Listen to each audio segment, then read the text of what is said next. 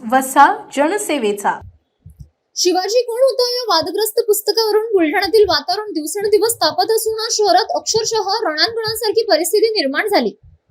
युवक काँग्रेसच्या वतीने छत्रपती शिवरायांच्या स्मारकासमोर पुस्तकाची जाहीर वाचन करण्यात आले आणि याच ठिकाणी शिंदे गटाचे आमदार संजय गायकवाड यांच्या समर्थकांनी जोरदार हजेरी लावत दोन्ही गट आमने-सामने उभे टाकले. घोषणाबाजीने संपूर्ण परिसर दणाणून गेला.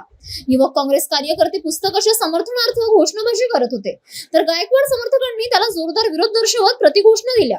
काही क्षणासाठी वातावरण इतकं तापलं की परिस्थिती हाताबाहेर जाण्याची भीती निर्माण झाली होती.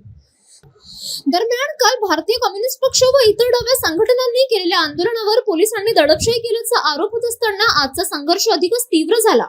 शहरात आधीच तणावपूर्ण वातावरण असताना या घटनेने पेटत्या आगीत तेल ओतल्यासारखं काम केलं.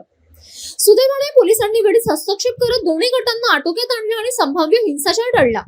मात्र या घटनेनंतर बुलढाण्यातील राजकीय वातावरण आणखी तापलं असून पुढील काही दिवस परिस्थिती अधिक चिघळण्याची शक्यता वर्तवली जात आहे.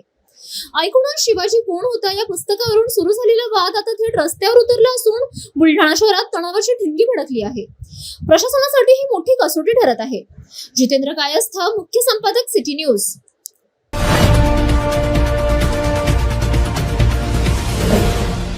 सिटी न्यूज, वसा जनसेवेचा.